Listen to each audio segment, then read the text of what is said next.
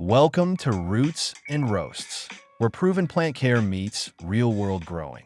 Today, we're unlocking the full care blueprint for Sedum morganianum, better known as Burro's tail. Whether you just picked one up at the market, receive it as a gift, or you've got a pot of dropped leaves sitting on your windowsill, this guide is going to fix that. We're not giving you the same surface-level tips. This is an indoor horticulturist breakdown, designed for anyone who wants more than just a pretty shelf plant.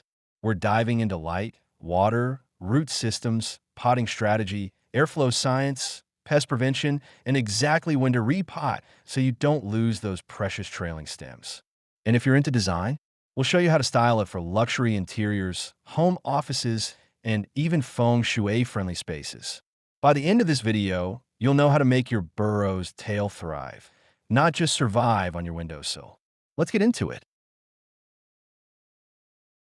Burro's tail, or Sedum morganianum, is a trailing succulent native to the subtropical dry forests of southern Mexico and Honduras, particularly in the mountainous regions of Veracruz and Chiapas. It was first formally described in 1935 by American botanist Eric Walther, after plants had been brought to the United States and cultivated at the Golden Gate Park Conservatory in San Francisco. Interestingly, it wasn't discovered in the wild until years later, when researchers finally located it on limestone cliffs, clinging to rock faces in intense sun and shallow soils. It grows as an epiphyte or lithophyte, meaning it anchors itself to rock or bark without drawing nutrients from soil. It survives off of rainwater, mist, and dust-borne minerals. These conditions have shaped every trait of the plant. Thick, water-storing leaves, cascading growth habit, shallow but efficient root system, extreme drought tolerance. It belongs to the Crassulaceae family, a globally adaptive group that includes jade plants, echeveria, kalanchoe, and sedums. These plants share a specialized photosynthesis method called CM photosynthesis, allowing them to open their stomata at night to conserve water during the day. As for wild sightings outside its native zone, there are no confirmed populations in Asia, Africa, or Europe.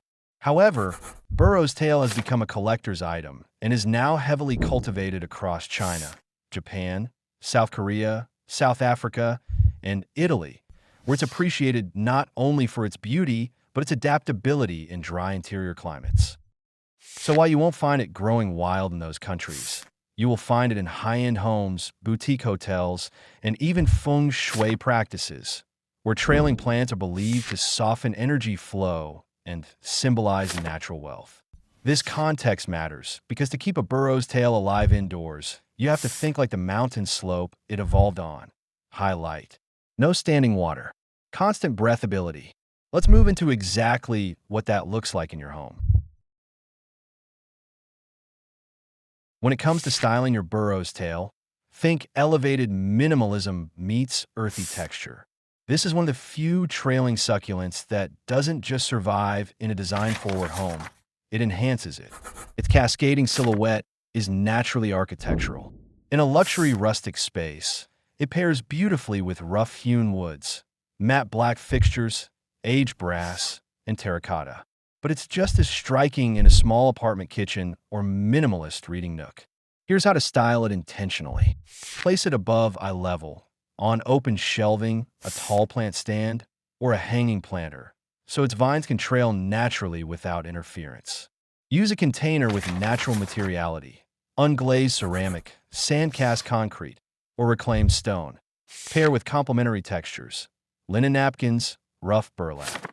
Let the softness of the leaf shape contrast the ruggedness of its surroundings. In entryways or dining rooms, Burro's tail adds vertical softness that feels alive, but never overwhelming. It's the plant equivalent of a whisper that says, someone curated this space.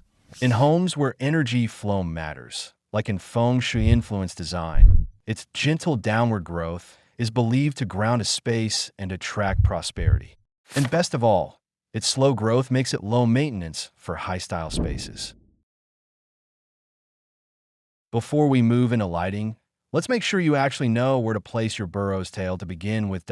We created the roots and roast design and placement map, a simple visual guide showing you exactly where this plant belongs in your home, from shelf height to light flow, and even feng shui alignment. It breaks down the best placement zones for living rooms, kitchens, entryways, home offices, and the places to avoid, like overwatered bathrooms or underlit corners.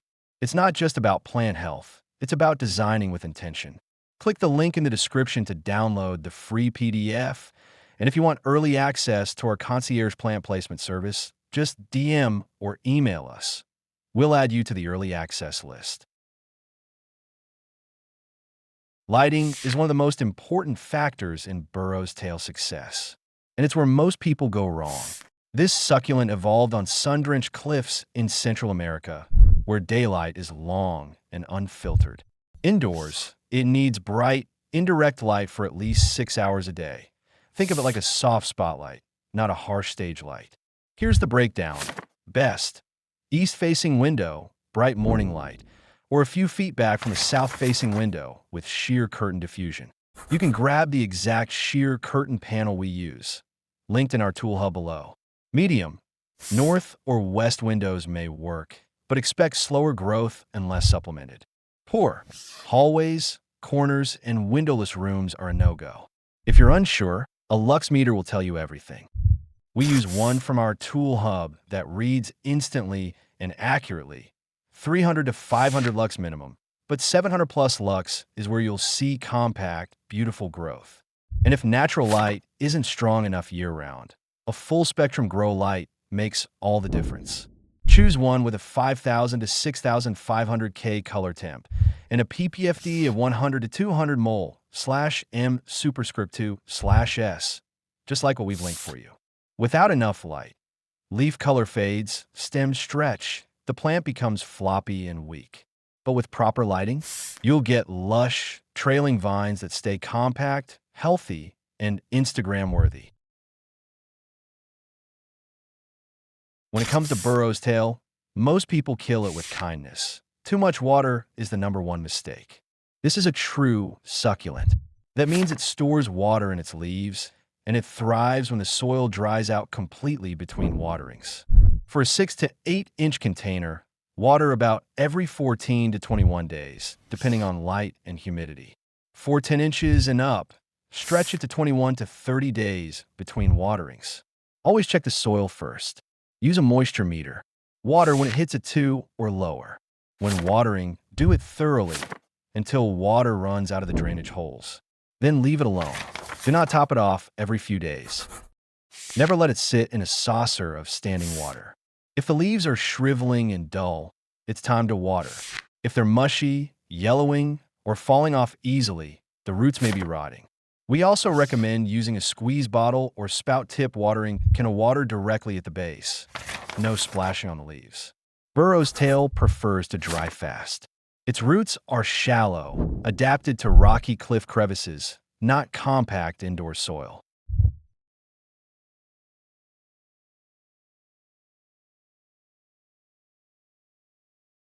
Soil and containers are everything with Burro's tail.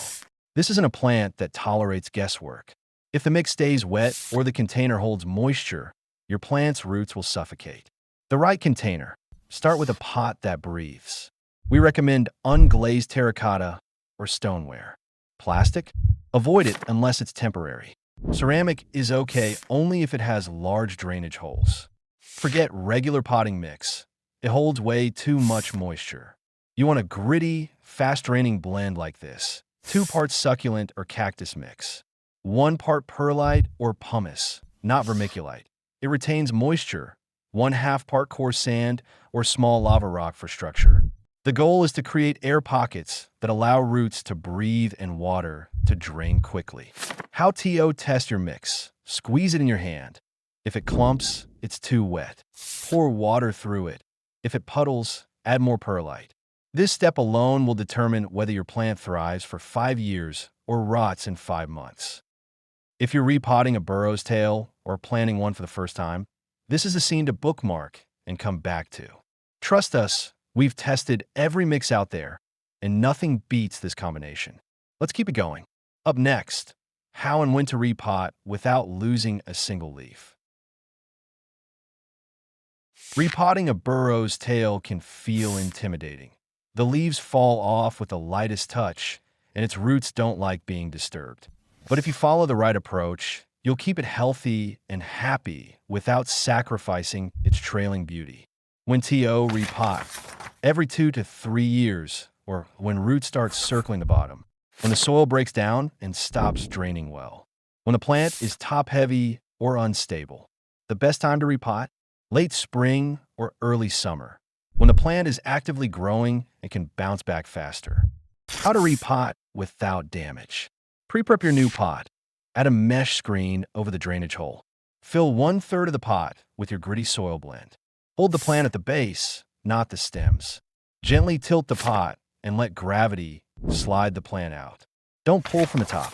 Tease the roots lightly, especially if they're circling or stuck in old compacted soil. Remove as much of the old mix as possible without forcing it. Place it in the new pot, fill around the sides with your mix, and don't compact the soil. You want those air pockets. Do not water right away. Let the plant rest for 5 to 7 days so any root breaks can heal, a process called callousing. This reduces the risk of rot. Aftercare, place the plant back in bright, indirect light. Resume watering only when the new soil is dry. Repotting can feel like a high-stakes move, but now you know the system. Bookmark this scene, because once your burro's tail takes off, you'll be back in this exact moment 18 months from now. Let's keep going. Next up, how to feed this plant the right way without triggering soft growth or leaf drop. Burro's tail may be slow growing, but it still needs fuel. Over-fertilize and you'll get soft, leggy stems. Underfeed and it may stall out completely. When to fertilize, only during the active growing season. Spring through early fall, every 4 to 6 weeks, never fertilize in winter. This plant goes semi-dormant indoors. Use a low nitrogen liquid fertilizer formulated for succulents or cacti. One of the best we've tested? Fox Farms Grow Big in Big Bloom. They're not sponsoring this video, but if they saw how often our clients succeed using their formulas, they'd probably want to. We dilute it in water, then feed around the outer edge of the pot, never directly onto the crown. Measuring spoons and small watering cans we use for accuracy, linked in the tool hub. This isn't about growth for the sake of growth. It's about fueling strong cell structure, vibrant leaf color, and long-term plant health. With the right mix, you'll start to see stronger vines, richer leaf tone, and fewer leaf drops with seasonal changes. Pests don't start with an invasion. They start with a weak spot, low airflow, overwatering, and once they show up, Burro's tail is too delicate to bounce back easily. I'll show you how to prevent them like a pro. Mealybugs. Look for white, fuzzy clusters where the stem meets the leaf. Usually starts underneath the canopy or at tight junctions. Too much humidity, poor air movement, or sugary sap exposed from pruning. Dab with rubbing alcohol or mist with neem oil weekly for early outbreaks. Spray entire plant and soil surface to spider mites. You'll see fine webbing near growing tips or between hanging stems.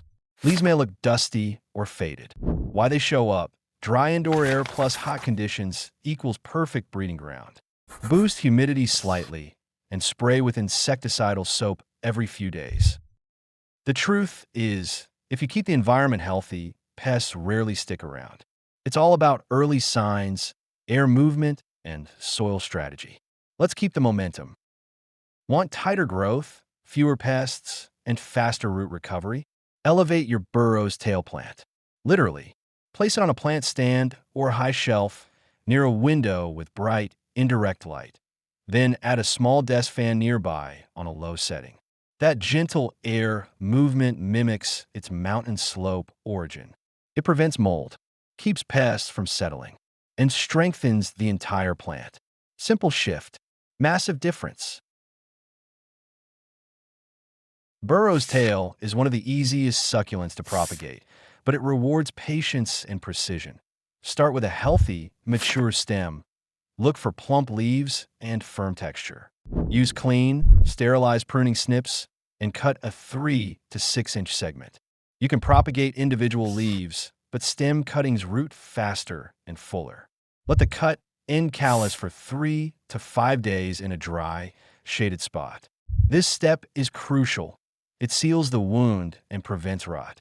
Once the end is calloused, lay it flat on top of dry, gritty succulent mix. Do not bury it in soil. Mist the soil lightly every few days. Place in bright, indirect light. In 3 weeks, roots will begin to form from the cut nodes. By week 5, you'll see new growth from the top tip. Propagation isn't just for fun. It's a way to rescue damaged stems, share plants with others. Now, when it comes to growth, Burro's tail doesn't shoot up fast, but it does reward good conditions. To encourage compact, trailing growth, place it in a hanging basket, high shelf, or wall sconce. Keep it away from traffic zones. Even brushing against the stems can cause leaf drop. Rotate your pot monthly for even light exposure and trailing symmetry.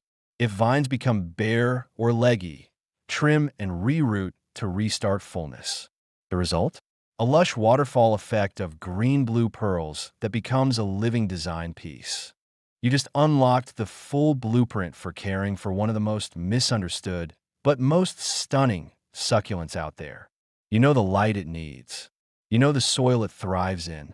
You know how to water without killing it. And now, you know how to multiply it. If this helped you, share it with someone who just got a new plant or who's killed one before. And if you're serious about building a thriving indoor jungle, check out the Roots and Roast Tool Hub. We linked every product we use and trust. No fluff, just what works.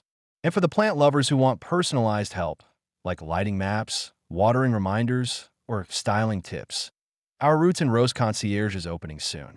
It's a direct line to our plant experts. No Zoom calls needed. DM us or email for early access. We're keeping it small for now. Thank you for growing with intention. And as always, don't just keep your plants alive. Grow them with purpose.